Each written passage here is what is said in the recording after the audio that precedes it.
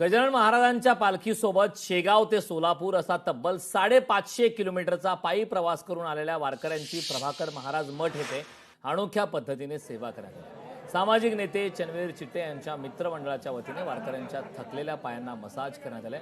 वारकऱ्यांची सेवा हीच विठ्ठल सेवा या भावनेतून हा उपक्रम राबवण्यात आला।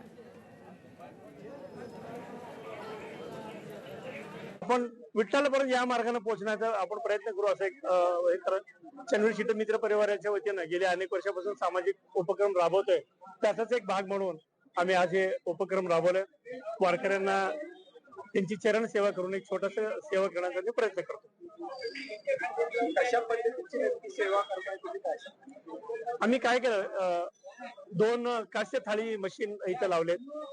त्याच्यामध्ये ते त्यांना पायांना मसाज होतो आणि आम्ही सर्व स्वयंसेवक आम्ही मित्रमंडळी बरेच लोक त्यांना पायांना मसाज देतोय आणि तेल लावून त्यांच्या पायांना त्यांची वेदना कमी करण्याचा प्रयत्न करतो। प्रभाकर महाराज मठ येथे अनोख्या पद्धतीने ही सेवा करण्यात येत आहे। वारकऱ्यांची सेवा हीच विठ्ठल सेवा या भावनेतून हा उपक्रम राबवण्यात येत आहे। वारकऱ्यांच्या पायांना मसाज करण्यात येते, त्याची दृश्य आपण लोकशाही मराठीच्या स्क्रीनवरती पाहतोय।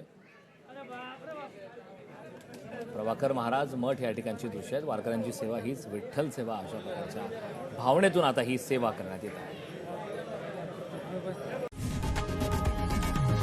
लोकशाही मराठी ऐका, पहा, जागरूक रहा।